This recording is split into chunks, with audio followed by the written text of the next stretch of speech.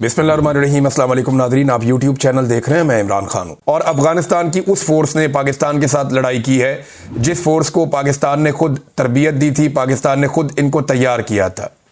ये तालिबान पाकिस्तान की सरजमीन पे बनाए गए हैं, पाकिस्तान के मदारिस में पढ़े हैं और पाकिस्तान की फ़ौज ने इनको तैयार किया है। उस वक्त पाकिस्तान की फ़ौज को रियाल और डॉलर्स मिलते थे और उनके एवज़ जो है वो पाकिस्तान की हुकूमत, उस वक्त की ज़िया-उल हक साहब का दौर था, तो वो ये खिदमात सर अंजाम देते थे। बहुत सारे जर्नैल जो हैं वो अरबपति बन गए, उनकी औलादें संवर गईं, उनके पास आज भी बेशुमार पैसा है और वो पैसा अफगान वार के दौर में आया था। बेशुमार लोगों ने स्मगलिंग का कारोबार किया और सब ने इस बहती गंगा के अंदर हाथ धोए हैं और अब दोनों ममालिक को एक दूसरे से गिला है, शिकवा है। अफगानिस्तान ने इल्जामात लगाए, पाकिस्तान ने कहा जी कि हमने 200 से जायद वहां पे जो अफगानी है उनकी जानें ले ली हैं और इसमें उन्होंने बताया जी बहुत सारे जो है इससे ज़्यादा उनके ज़ख्मी भी हुए हैं, जबकि अफगानिस्तान ने कहा जी नहीं, वो सिर्फ 9 की तादाद है। जबकि अफगानिस्तान ने दावा किया कि पाकिस्तान में 58 फौजी जो है वो शहीद हुए हैं और ISPR ने कहा नहीं जी ये तादाद जो है वो 23 है। अब 29 जख्मियों का भी बताया जा रहा है, जबकि अफगानिस्तान ये नंबर ज्यादा बता रहा है। अब जब भी कभी लड़ाई होती है तो उसके बाद ये नंबर लोग गिनते हैं, एक दूसरे को नीचा दिखाने की कोशिश करते हैं, अपनी अपनी फौज को बूस्ट करने की कोशिश करते हैं, लेकिन किसके खिलाफ? पाकिस्तान की फौज को अफगानिस्तान के खिलाफ तैयार करना है या अफगानिस्तान की फौज को पाकिस्तान के खिलाफ तैयार करना है, ये नामुनासिब है। इमरान खान साहब ने इसके बारे में मना भी किया था। वो ये कहते रहे कि अफगानिस्तान के साथ, ईरान के साथ, चाइना के साथ हमारे बेहतरीन ताल्लुकात होने चाहिए, हत्ता कि इंडिया के साथ भी हमारे अच्छे ताल्लुकात होने चाहिए, लेकिन बराबरी की सतह पे होने चाहिए। और तमाम ममालिक के साथ बैठकर जब आप बात करते हैं तो वो पैसा जो आप बंदूकें खरीदने पे और गोलियां बनाने पे और बम खरीदने पे लगाते हैं, वो पैसा आप अपने बच्चों की तालीम के ऊपर लगा सकते हैं, सेहत के ऊपर लगा सकते हैं, आप साइंस के ऊपर लगा सकते हैं, आप तरक्की कर सकते हैं। और इस दौर में जिसकी मईशत बेहतर होगी, जो ज्यादा एजुकेटेड होगा, वही ज्यादा आगे निकलेगा। यूरोप के अंदर आप देख लें, उनके पास वो इस पैमाने पे इस तरह के काम नहीं करते, लेकिन उनका बजट जहां पे इस्तेमाल होता है सारी दुनिया वहां जाना चाहती है। और जब आप माशी तौर पे मजबूत होते हैं तो आप दिफाई नुक्ता नजर से भी बहुत मजबूत हो जाते हैं। जैसे जैसे चाइना की मईशत ऊपर आई है, उसका दिफा नाकाबिले तस्खीर होता चला गया, वो मजीद मजबूत और खुद कफील होते चले गए अपने दिफा के मामलात में। यही रशिया के साथ हुआ, जब उनकी मईशत को चोट लगी तो उनका दिफा भी उस दौर में कमजोर हुआ। तो मईशत जो है वो उसके ऊपर डिपेंडेंसी होती है आपके दिफा की। तो पाकिस्तान को अच्छे ताल्लुकात दुनिया के साथ बनाने चाहिए थे, लेकिन बदकिस्मती से हमारे हमसायों के साथ अच्छे ताल्लुकात नहीं हैं। अब कतर और सऊदी अरब की जानिब से हुक्म आया, मैं हुक्म इसलिए कह रहा हूं कि उनके कहे को हम हुक्म ही मानते हैं, और उनके हुक्म के बाद जो है वो जंगबंदी हो गई। दोनों ममालिक ने लड़ाई बंद कर दी और अफगानिस्तान ने इसमें पहल की बकौल अफगानिस्तान के। अब सऊदी अरब का और कतर का हुक्म आया कि जी बातचीत करें आप अफगानिस्तान के साथ, और उन्होंने सालसी की पेशकश भी कर दी कि जनाब हम इसके अंदर एक सालिस बन जाते हैं, पाकिस्तान और अफगानिस्तान जो है वो बातचीत करें। अब देखें, अफगानिस्तान के साथ बात करने के लिए भी अगर पाकिस्तान को सालसी चाहिए सऊदी अरब की और कतर की, तो ये पाकिस्तान की खारजा पॉलिसी के ऊपर एक बहुत बड़ा स्याह धब्बा है। ये बड़ी तकलीफ दे बात है। ये चीज तो पाकिस्तान खुद कर सकता है। मैं शहजाद अकबर साहब की एक ट्वीट आपको पढ़ के सुनाता हूं, बल्कि ट्वीट तो नहीं है, उन्होंने ये स्टेटमेंट दिया है, मेरे पास ये मौजूद है। और इसमें शहजाद अकबर साहब ने दावा किया कि पाकिस्तान से एक वफद गया और 2 से 3 हफ्ते पहले, चंद हफ्ते पहले एक वफद पाकिस्तान से जमात इस्लामी के प्रोफेसर इब्राहिम की सरबराही में अफगानिस्तान गया था और एक अनऑफिशियल कैपेसिटी में इन्होंने अफगानिस्तान की हुकूमत से और तालिबान से बातचीत की।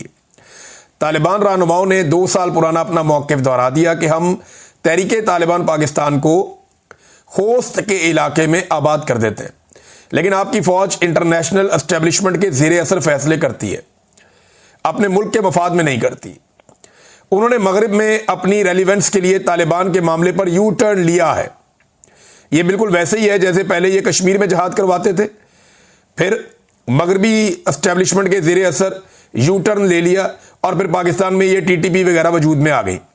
तालिबान ने मजीद कहा कि अगर किसी को लगता है कि वो यहां हमारे मामूली इख्तलाफात की बुनियाद पर रजीम चेंज करवाने की सोच रखता है तो नामुमकिन है कि आप इसमें कामयाब हो सकें। अब ये बात जो है वो शहजाद अकबर साहब ने कही है। देखिए, इमरान खान साहब को आपको दाद देनी पड़ेगी। उसकी एक वजह है। पहले तो आप ये देखें ना, सऊदी अरब ने और कतर ने कहा कि आप बातचीत करें अफगानिस्तान से। यही बात आपको इमरान खान ने कही तो DGISPR इतने गुस्से में थे कि जब वो बोल रहे थे तो उनके मुंह से झाग उड़ रही थी कि ये कैसे हो सकता है कि दहशतगर्दों से मुज़ाकरात किए जाएं, बातचीत की जाए। वो कौन है जो कहता है कि बातचीत करो, उनके साथ जो फितने हैं। इमरान खान के बारे में तो DGISPR को बहुत गुस्सा था जब इमरान खान ने कहा कि मुज़ाकरात की जाए, बातचीत की जाए। अब वही बात जो है वो सऊदी अरब ने और कतर ने की है, तो क्या DGISPR उसी लेवल का गमो गुस्सा दिखा सकते हैं? नहीं। देखिए, बात इमरान खान ने भी ठीक की है, बात सऊदी अरब ने और कतर ने भी ठीक की है, बात ओमान से भी जो बात आई है वो ठीक बात आई है। वो गलत बात नहीं है कि पाकिस्तान को और अफगानिस्तान को लड़ना नहीं चाहिए, बातचीत से मसला हल करना चाहिए। बात इन सब ने एक जैसी की है। मामला यह है कि पाकिस्तान की मिलिट्री एस्टेब्लिशमेंट को बात से इख्तलाफ नहीं है, शख्सियत से इख्तलाफ है। सऊदी अरब कहे तो ठीक है, कतर कहे तो ठीक है, इमरान खान कहे तो हम गाली देंगे, हम बदतमीजी करेंगे, क्योंकि मिलिट्री एस्टेब्लिशमेंट इमरान खान को या उसकी पार्टी को या उसका नजरिए को फॉलो करने वालों को पसंद नहीं करते, उनसे वो नफरत करते हैं और वो नफरत उनके चेहरे पे, उनके तासुरात में नजर आती है। इमरान खान को दाद इसलिए देनी पड़ेगी कि इमरान खान इस लड़ाई को आज से लगभग 1.5 माह पहले भांप चुके थे। इमरान खान साहब ने पहले से ये बताना शुरू कर दिया था कि पाकिस्तान और अफगानिस्तान के साथ एक नई लड़ाई शुरू करने जा रहा है, और ये पाकिस्तान की मिलिट्री क़यादत पे इमरान खान साहब ने इल्ज़ाम लगाया था और बराह रास्त आसिम मुनीर साहब को कहा था कि ये अमेरिका की या मगरिब की खुशनुदी के लिए यहां अफगानिस्तान के साथ जानबूझकर हालात खराब किए जाएंगे और ये एक नई लड़ाई में झोंका जाएगा। इमरान खान साहब ने कहा था, ये 4-5 जगह पे उनका स्टेटमेंट है। मिसाल के तौर पे 15 सितंबर का आप इमरान खान साहब का ट्वीट उठाकर देखें, उसमें उन्होंने यही सब कुछ बताया था। 17 सितंबर का 2 दिन बाद का आप ट्वीट उठाकर देखें, उसमें भी इमरान खान साहब ने यही कहा, और 24 सितंबर को अगेन इमरान खान साहब ने यही बात कही थी। तो बार बार इमरान खान साहब ये बात दोहरा रहे थे कि ये वक्त आएगा, और हमने देखा कि वो वक्त आया बदकिस्मती से। तो अब पाकिस्तान को ये चाहिए कि कुछ भी करके हालात को नॉर्मलाइज करें, अफगानिस्तान के साथ बैठकर बात करें। अफगानिस्तान की जो हुकूमत है वो भी कह रही है कि बातचीत करने के लिए तैयार है, पाकिस्तान की जानिब से जवाब नहीं आया। तो बैठना चाहिए, बातचीत करनी चाहिए। कुछ बंदे अफगानिस्तान की हुकूमत मांग रही है पाकिस्तान से कि ये दहशतगर्दी करते हैं अफगानिस्तान में, आप ये हमारे हवाले कर दें। इसी तरह कुछ बंदे पाकिस्तान की हुकूमत मांग रही है अफगानिस्तान से कि ये पाकिस्तान में दहशतगर्दी करते हैं, आप ये हमारे हवाले कर दें। तो बिल्कुल ये हो सकता है, क्यों नहीं हो सकता। एक दूसरे के साथ ताउन करें, कबायलियों को साथ में लाएं और अपनी अपनी फोर्सेस को मुत्तहिद करें और दहशतगर्दों के लिए जमीन तंग करें, लेकिन एक कंसेंसस के साथ, जैसे इमरान खान साहब ने कहा। लेकिन एस्टेब्लिशमेंट अपने आप को लड़ाई के मोड से तो निकाले।